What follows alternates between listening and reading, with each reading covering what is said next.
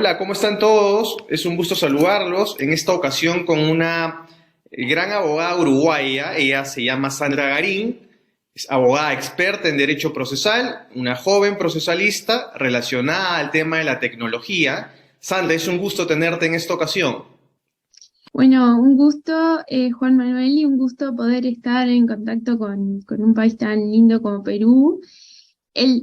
Considero que el término experta me queda un poco grande, estoy continuamente aprendiendo, pero sí llevo algunos años desarrollándome en el ámbito del derecho procesal y la tecnología. Cuento a todos que la página web de Sandra Garín, lo van a poder encontrar en la web fácilmente, es de un contenido por lo menos innovador, porque la verdad que las páginas web de los abogados suelen ser todas muy parecidas y el tipo de contenido y servicio que ofrece Sandra en Uruguay en esta materia es sumamente creativo, por decirlo menos.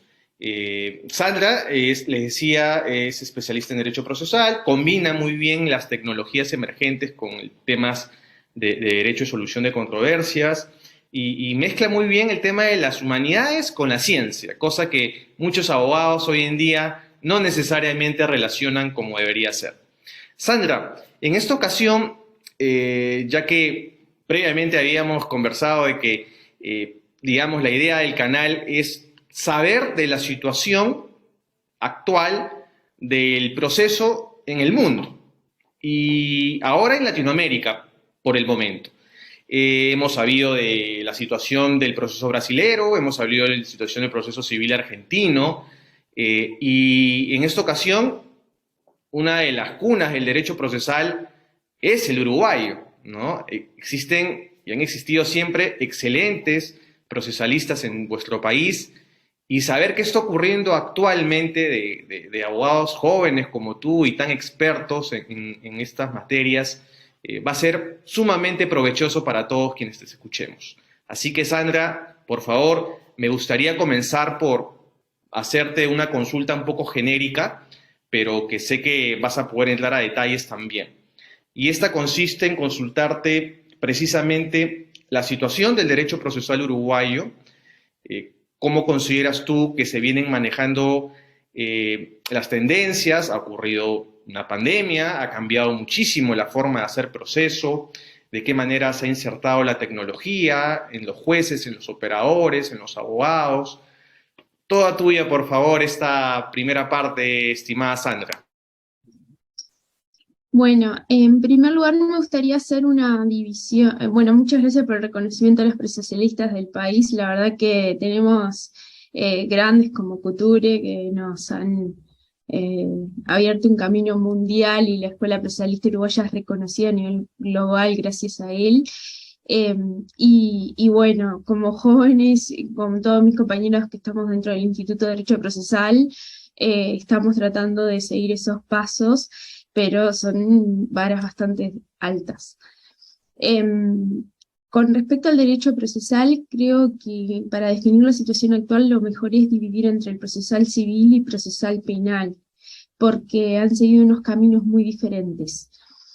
Procesal penal se reformó, hubo una reforma muy grande en 2017 que se cambió del sistema eh, inquisitivo mixto que había a un sistema que trata de ser lo más acusatorio posible. Lo cierto es que la ley original sufrió muchas modificaciones.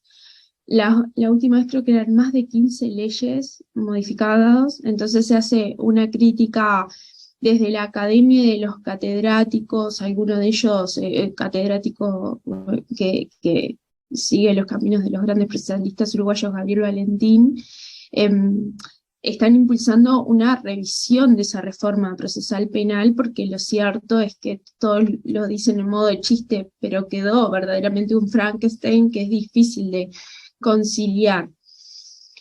Eso por la parte procesal penal. La parte procesal civil sí tiene una estabilidad mayor.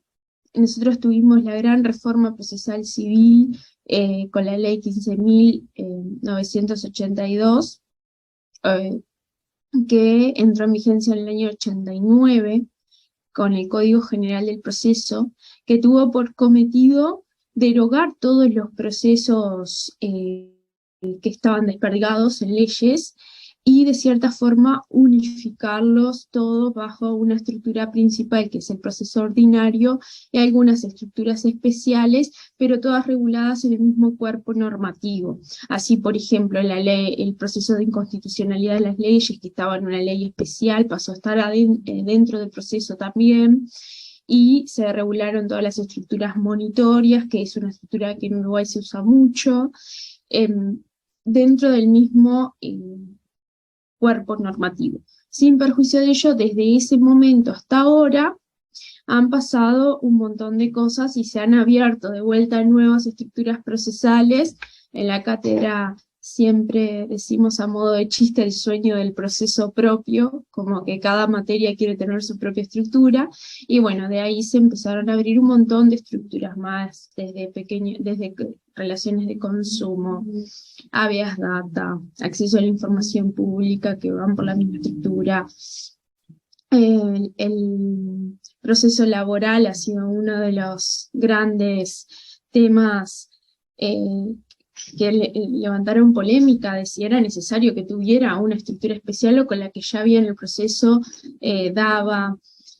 Bueno, los procesos concursales también, que son, bueno, los de quiebra, que antes hubo una ley, también marco de reorganización empresarial, que tenía como cometido eliminar todos los regímenes dispersos que habían de concordato y quiebra, y se pasó a una ley concursal. Y ahora tenemos dos regímenes, uno de concurso civil en el Código General del Proceso y uno de concurso empresarial en esa ley de reorganización empresarial. Y bueno, lo cierto es que las estructuras nuevamente resurgieron, y una de las estructuras que tiene una cuestión interpretativa a nivel de vigencia interesante es la estructura del proceso de amparo, que está en una ley 16.011, que tiene la curiosidad de que fue una ley sancionada con posterioridad al Código General del Proceso. Pero como el Código General del Proceso entró en vigencia luego, dado que se hizo una vigencia progresiva porque reformaba muchas cosas del Código del Proceso y no se podía poner en vigencia inmediatamente, el Código General del Proceso entró en vigencia luego de la ley de amparo. Entonces, por lo menos a nivel interpretativo y teórico, la ley de amparo estaría derogada porque la vigencia del CGP fue posterior. Sin embargo, a nivel práctico, digamos, del realismo jurídico, esa estructura se sigue aplicando tal cual. Luego, desde 1989, si bien habían habido reformas puntuales de artículos, por ejemplo, uno de los artículos que sufre mayores reformas cada 5 años prácticamente es el artículo 400, que regula cómo se ejecutan las obligaciones de pagar dinero contra el Estado. Ese artículo sufre modificaciones. Gran problema en los países latinoamericanos, los procesos del Estado. Exactamente, pero después la gran modificación fue en 2013 con la ley 19.090, que hizo una modificación bastante global de todo el CGP, de forma de armonizar un montón de discusiones doctrinarias que se venían llevando. Eso hizo que la parte académica con la Suprema Corte de Justicia se pusieran de acuerdo en muchas cosas que estaban en debate en ese momento, y muchas se solucionaron, y bueno, otras quedaron pendientes y otras dudas interpretativas también quedaron pendientes, lo que lleva después en la práctica, ¿no?, a que se diga, bueno, esto siempre hubo esta duda interpretativa. Cuando salió la ley 19.090 tuvo la oportunidad de aclararlas, no las aclaró, entonces se hacen esos tipos de razonamientos argumentativos, ¿no?, que no siempre son correctos a nivel lógico, pero que bueno, que sirven para fundar determinadas cosas que en la práctica se dan. Y más o menos es el panorama vigente a nivel procesal. Y Sandra, la primera duda que me concita este panorama general del que nos has hablado en el sistema de justicia uruguayo es si para los actuales tiempos estos códigos como el del Código General del Proceso, tiene, digamos, la suficiencia como para afrontar temas y problemáticas tan complejas como las actuales, ¿no?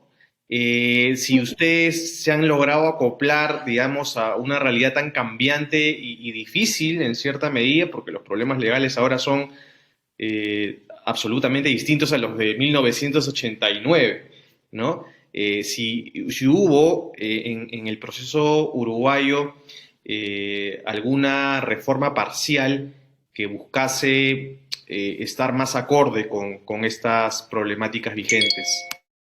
Bueno, eso fue la ley 19.090, pero por ejemplo no hubo sí hubo cambios, por ejemplo, en la parte de títulos ejecutivos para la habilitación de la estructura monitoria para el cobro de dinero, donde no fue con la 19.090, sino por modificaciones específicas que se incluyó, por ejemplo, la factura electrónica con el remito electrónico, pero ese artículo es un artículo que está dando mucho problema también, porque porque nosotros, ¿qué pasa? Nosotros teníamos ya una ley 18.600 que regula el documento electrónico y la firma electrónica, tanto una firma electrónica común, que no tiene ese calificativo en la ley, se llama firma electrónica nomás, pero que en la jerga se llama común, y la firma electrónica avanzada, que es la que equivale a una presencia personal o a la certificación notarial.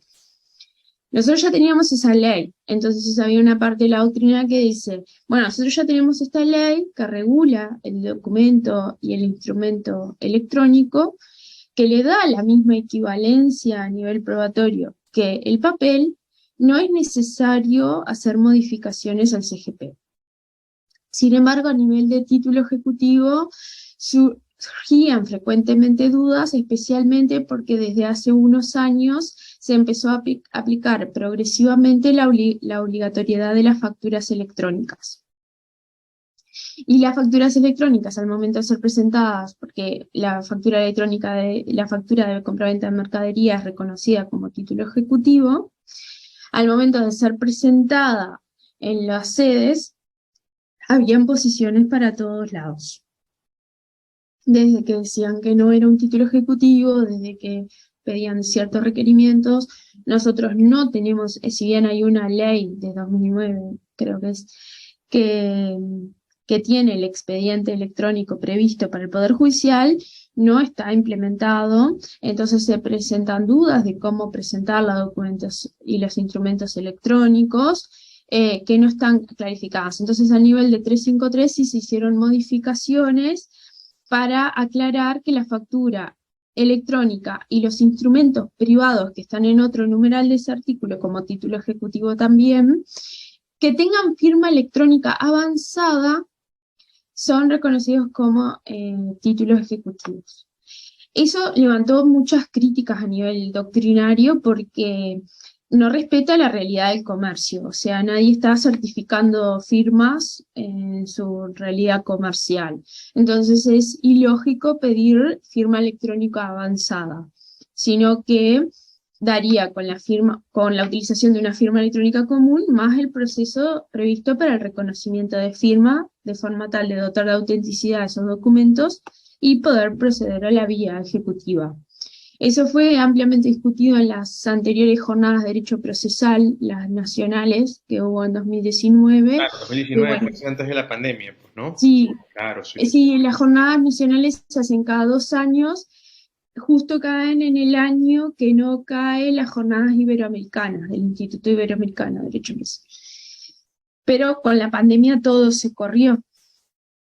Y las últimas fueron en 2019, y en 2019 se debatió mucho este punto, incluso fue uno de los temas que yo presenté ponencia, porque ya venía estudiando el tema de facturación electrónica, y bueno, se coincidió en que, si bien la normativa dice eso, no es que impida que un documento electrónico firmado con firma electrónica común, más el procedimiento de reconocimiento de firma, no habilite esa vía también.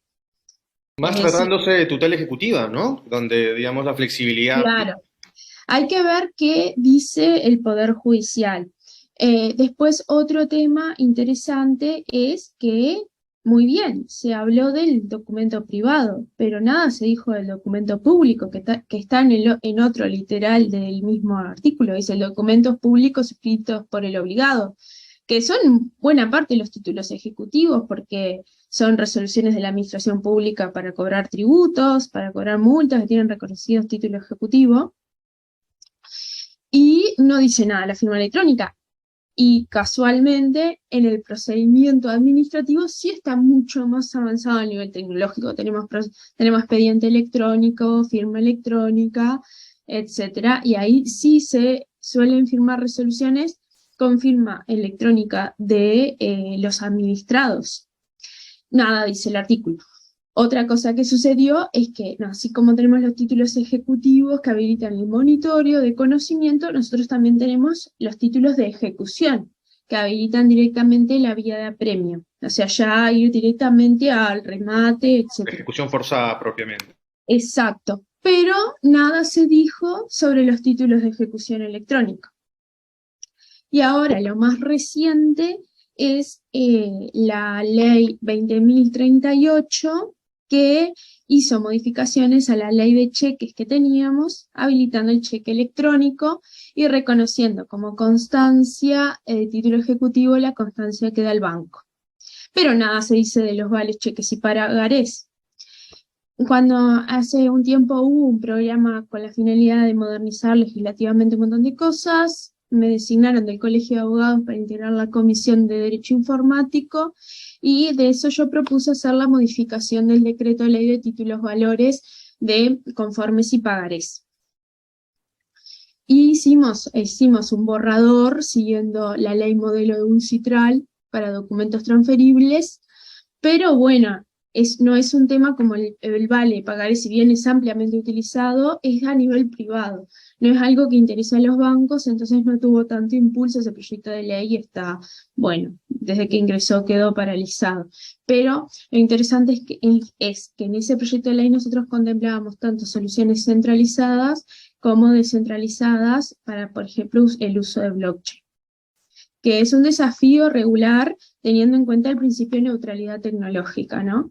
En ese caso, la ley de cheques lo que hace es delegar al Banco Central la reglamentación, que en los casos de los cheques no es algo que haga ruido porque ya el Banco Central reglamentaba las formalidades de los cheques. Pero bueno. Imagínate, de ahí pasar a debatir un tema claro, tan de tecnología de avanzada, es un salto cualitativo es que impresionante. para regular hay que tener en cuenta en el estado del arte, de la tecnología, para no caer justamente, por ejemplo, hay países, creo que fue El Salvador o incluso Argentina, que regularon temas de títulos valores, pero de una perspectiva totalmente centralizada. Y eso está obsoleto a nivel tecnología, porque Anacrónico totalmente. claro, hoy hay otras soluciones. Lo curioso es que nosotros ya teníamos un tipo de título valor electrónico regulado en la ley de mercado de valores para los títulos valores de oferta pública. Ya estaba reconocido el valor escritural, que se le llama, que es el que se lleva al registro centralizado, y el título ejecutivo ahí es la constancia que emite la entidad registrante, de la misma forma que se solucionó para el banco. Y la novedad en esta materia es que en el proyecto de ley que envió el Ministerio de Economía y Finanzas, redactado por el Banco Central para regular o para empezar a regular los activos virtuales, se hace una modificación a la ley de mercado de valores y se modifica la definición de valor escritural, distinguiendo valor escritural de registro centralizado y valor escritural de registro descentralizado, lo que permite ver que a nivel de mercado de valores de oferta pública, que están todos regulados por la recopilación de normas de mercado de valores, se va a regular un tipo de valor de registro descentralizado, por lo que el único que quedaría huérfano serían los vales y los pagarés que se usan a nivel privado. Capaz que te apabulle con un montón de No, cosas. no, Pero, no, súper interesante. Y eso me lleva a la siguiente interrogante, Sandra, porque el factor probablemente más discutido entre los procesalistas es el factor tiempo, ¿no? en Uruguay el factor tiempo, ¿cómo se viene siguiendo a raíz del proceso virtual, del proceso más telemático? ¿Consideras que Uruguay se ha adaptado a esa nueva realidad? ¿Está provista de la infraestructura tecnológica necesaria para tal efecto? ¿Cómo consideras que van avanzando en ese punto? Bueno, a nivel de tiempo seguimos igual que de la sanción del Código General de Proceso, incluso más lento. Bueno, en la ley 1990 hubo algunos intentos para acelerar las cosas, por ejemplo, poniendo plazo máximo para la fijación de audiencias. Pero bueno, lo cierto es que no están muy... Hay algunos casos, sí, donde hubo alguna disminución sustancial en tiempos, por ejemplo, en el Tribunal de lo Contencioso Administrativo, hace un tiempo, y esto hay que tomarlo un poco como pinzas porque debería verificar los datos, pero hace un tiempo estaban en 5 años el promedio de resolución del dictado de la sentencia, eh, y ahora parece que el promedio es 3, o sea, lo que es una mejora sustancial en tiempos. Después un poco depende. Hay casos sí que se tienen previstos porque están más estandarizados, hay más, por ejemplo, se menciona, bueno, los accidentes de tránsito, comúnmente 1 año. También el proceso laboral también tiene como ese estándar, o por lo menos lo que está ampliamente difundido. Lo cierto es que no hay una forma de, si quisiéramos ahora, poder calcular los tiempos de los procesos de forma certera. Porque si bien el Estado está teniendo una política, llevando una iniciativa adelante de datos abiertos bastante importante, por ejemplo, en nuestra base de datos del Diario Oficial, tiene en la página web hay un acceso a descargar los datos abiertos de todo el Diario Oficial. Sin embargo, nuestras bases de datos del Poder Judicial, que es la base de jurisprudencia, básicamente, que no tiene todas las sentencias, tiene solamente sentencias de segunda instancia y las de la Suprema Corte de Justicia, no tenemos acceso a datos abiertos para eso. Por ejemplo, yo en este momento me encuentro preparando mi trabajo final para la especialización de procesal, que justamente va a ser de juicio ejecutivo cambiario, y una de las cosas que me interesa medir es, bueno, el ejecutivo cambiario, cuánto representan todos los ejecutivos, y los ejecutivos cuánto representan en todos los monitorios, y cuánto se demora entre que se presenta el ejecutivo y se remata efectivamente un bien, etcétera, y de eso no hay datos, porque si no se presentaron oposición de excepciones, ya no hay dictado de sentencia de primera instancia y ya no hay una de segunda instancia, que es lo que se ve en la base de jurisprudencia.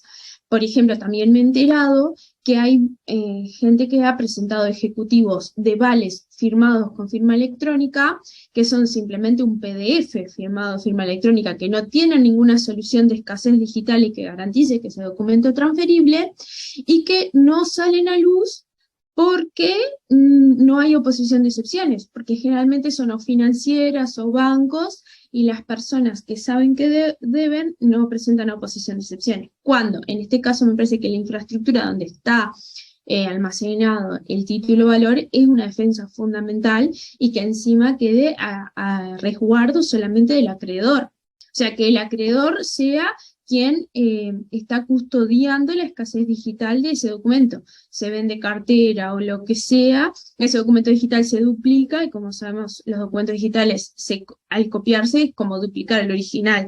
No hay una copia. Es más, lo más parecido a una copia de un documento digital es la impresión, pero después todos los archivos digitales que se copian son iguales. Entonces, una de las cosas que yo hice fue pedir acceso a esa información, que me dieron todos los listados, para ir a ver in situ, expediente por expediente, y sacar datos de esos tiempos, pero si no, no tenemos cómo hacer una medición certera. Los últimos datos estadísticos del Poder Judicial que están publicados en 2011, pero son datos del 2006. O sea que no tenemos una estadística buena en Poder Judicial. Bien importante lo que precisas porque en nuestros países latinoamericanos se cree que a veces introduciendo tutelas o estructuras monitorias ya de por sí, con su sola regulación, que esto va a traer mayor rapidez en la dación de tutela y todo va a ser más sencillo y el acreedor se va a ver satisfecho. Y no necesariamente. No, incluso, Implementar las eh, tutelas y las estructuras monetarias necesita de condiciones básicas, ¿no? Para su cumplimiento, porque de lo contrario vamos a seguir inmersos en problemas como los que tú comentas. a propósito de eso, para la tutela del crédito, la ley 19.090, que entró en vigencia en 2013, puso a disposición algunos instrumentos novedosos, como es intimarle al deudor a que declare bienes suficientes para pagar el crédito, y si no lo hace, ahí hacer una averiguación de bienes donde el juez se dirige a todos los registros públicos y solicita información registral de los bienes que están a nombre de esa persona. Pero ya para la implementación de eso fue un problema porque el registro público de la propiedad que nosotros tenemos, de inmuebles, así como de participaciones sociales, etcétera, no tenía un registro patronímico, o sea que no podía buscar por nombre y por cédula todos los bienes que tenía esa persona. Wow, qué problema. Claro, porque generalmente cuando uno saca información, o saca por nombre y por cédula del registro de actos personales, sección interdicciones para saber si tiene embargos genéricos, o si no, después saca por bien específico para ver si está afectado al momento de una compraventa. Pero no había un registro por que estuviera vinculado a las personas con los bienes. Entonces, bueno, eso un poco se agregó, pero lo cierto es que la información, a veces el registro no contesta, la información a veces está muy desorganizada, no hay como, como un balance de tiene estos bienes, sino que te dan todos los registros y hay que ver, bueno, este bien que tuvo en tal fecha, si no lo vendió después, etc. También hay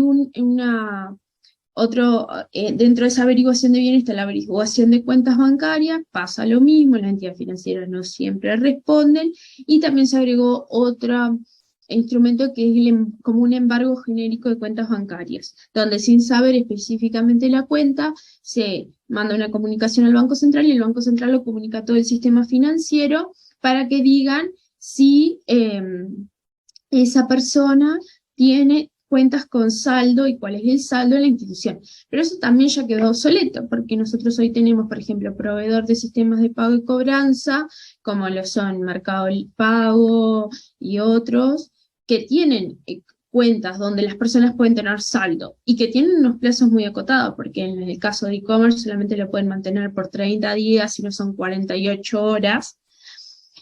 Y también están los emisores de dinero electrónico, que también tienen una billetera los usuarios donde pueden tener saldo, y todo eso ya quedó, no está contemplado en el embargo genérico ese de cuentas bancarias.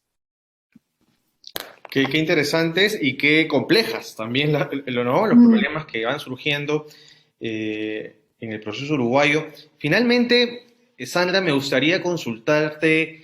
Mira que eh, tenemos tema para sí, horas. imagínate, este solamente es una Además me doy aproximación. cuenta que sé más de lo que creo que sé. No, mucho más, estoy seguro. Sandra, ¿existe alguna previsión respecto a alguna reforma potencial del CGP, una reforma, digamos, más sustantiva, de mayor alcance, con relación a proceso virtual, con relación a las tutelas Hubo, obligatorias, en fin? hubo un proyecto justamente sobre tecnologías de la información y la comunicación en el proceso, en el marco de la pandemia, que contemplaba, bueno, firma digital de documentos, envío digital a la sede, etcétera, pero que no prosperó. La pandemia, la verdad que a nosotros no nos ayudó tanto a acelerar como a otros países, sino que simplemente, bueno, se dilataron los procesos, se puso un sistema de agenda para ir de vez en cuando, se habilitó de alguna forma envío de escritos por correo electrónico a sedes, pero solamente en casos muy particulares, familias, amparos. ¿Ahora está más normalizado el asunto o Ahora sí, todavía? Sí. ahora está más normalizado, sin embargo quedan algunos resabios, por ejemplo, en su momento se establecieron mesas centralizadas en los juzgados para recibir escritos y que las personas de cierta forma no ingresaran al edificio, entonces en una parte de la entrada, y eso alguna sigue todavía. Nosotros ya teníamos regulado el diligenciamiento de prueba por videoconferencia, pero de una forma muy particular, donde la sala de la videoconferencia tenía que ser una sala de una sede que se debía reservar, entonces si había que diligenciar prueba en el interior, en vez de hacerlo por tribunal comisionado y que lo enviaran, que es el mecanismo tradicional, bueno, habilitar la videoconferencia para que sea el mismo juez del caso que conozca directamente el diligenciamiento. Con el tema de la pandemia se habilitó las audiencias, todo tipo de audiencias por videoconferencia, y bueno, eso trajo todo el debate sobre la regla de la inmediación, de si es regla, de si es principio, de cuán importante es para el proceso o no, etc. Y ese proyecto de ley que se presentó en 2020 quedó prácticamente olvidado, y lo que sí hubo una iniciativa muy importante del Colegio de Abogados que hizo un convenio con Antel, la empresa de telecomunicaciones públicas del Uruguay, para darle a todos los abogados una firma digital gratuita, para que pudieran firmar digitalmente, pero como eso finalmente no prosperó, bueno, que un poco en stand-by. Bueno, enhorabuena que el Colegio de Abogados, digamos, se compre estos pleitos Sí, y sí. de su lado, pues, también sea un agente de cambio. El Y, colegio de abogados, bueno, yo desde que me recibí, pero nosotros no tenemos colegiatura obligatoria, nuestra colegiatura es voluntaria, pero bueno, el colegio de abogados que ya cumplió 90 años, siempre desde la parte del ejercicio de la profesión ha buscado estar vinculado con todos los aspectos, incluso con aspectos no necesariamente procesales, como es el vínculo de los profesionales con la caja de profesionales, que es la que recauda los aportes de seguridad social de todos los profesionales universitarios, etc. en eso hay mucho que aprender, al menos te hablo por mi país, el rol que juega el Colegio de Abogados, Sandra. Y finalmente, hablabas de el tema de las tecnologías y el proceso, y te cuento, ¿no? Por ejemplo, en el Perú, al parecer la pandemia sirvió para tratar tímidamente o medianamente la virtualidad, temas tecnológicos, pero ya como que la pandemia va dejándonos y también volvemos al papel. Y la verdad que lo poco que se avanzó que queda ahí aparentemente y vamos a volver al proceso antiguo donde el ritualismo era lo que prevalecía. ¿Cómo lo ves eso en No, Uruguay? estamos igual, estamos igual. Parece que en el proceso no pasó como pasó en todas las áreas de las industrias, donde los cambios llegaron para quedarse. Por ejemplo, ya el teletrabajo es una realidad, nosotros sancionamos una ley de teletrabajo, ya el teletrabajo es el caso paradigmático de todo, donde el cambio sufrido por la pandemia llegó para quedarse. Bueno, en mi caso, que yo trabajo bastante autónoma y tenía muchas reuniones presenciales, y bueno, más que mis clientes son casi toda la tecnología, están todos habituados a hacer videollamada, que para resolver temas, no digo para ir a conocer al cliente, pero para resolver temas de cuestiones y dialogar es bastante práctico. Incluso esto mismo, ya con LinkedIn, por ejemplo, era muy fácil ponerse en contacto con cualquier profesional del mundo, y hoy en día charlamos así como si lo estuviéramos tomando un café en Montevideo o en Lima. Em, y bueno, pero en el Poder Judicial no pasó, a nosotros no nos pasó, y seguimos luchando por un expediente electrónico, incluso la prueba digital, que eso es una cosa que tienen que mejorar tanto a nivel de procesal civil como procesal penal. Por ejemplo, nosotros Todo un tema, la prueba digital. claro, recién se hizo el trámite para adherir al, al convenio de Budapest para el tema de la colaboración de prueba digital en materia penal.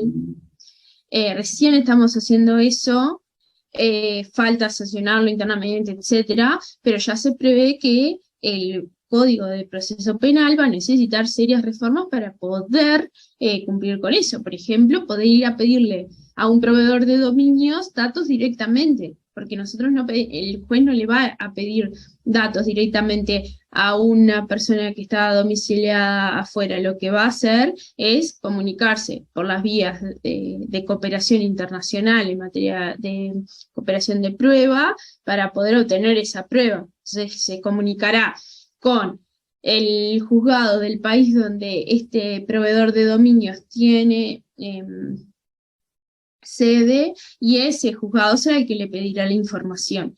Y el convenio en Budapest, por ejemplo, habilita eso. Pero habilita solamente están previstos los proveedores de dominio. Y nosotros ahora, por ejemplo, vemos a nivel mundial un problema con los exchanges de criptomonedas, que habilitan un link para que las autoridades se puedan poner en contacto con ellos, pero las autoridades no se comunican con privados mediante links. El Poder Judicial no funciona así, funciona a través de las autoridades de cooperación internacional y los exhortos, y etcétera.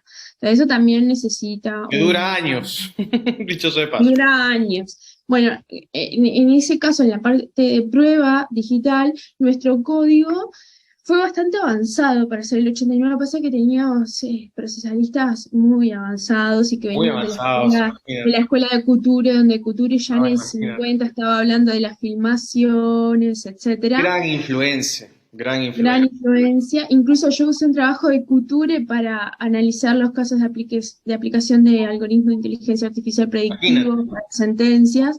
O sea, era una cabeza admirable.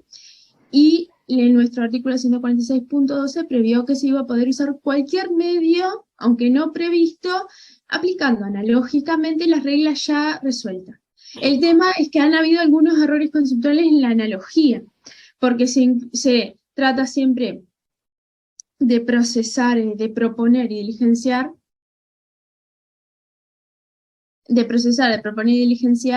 la prueba digital como equivalente a los documentos, a los documentos que nosotros tenemos regulados. Y ahí aparecen problemas de todo tipo.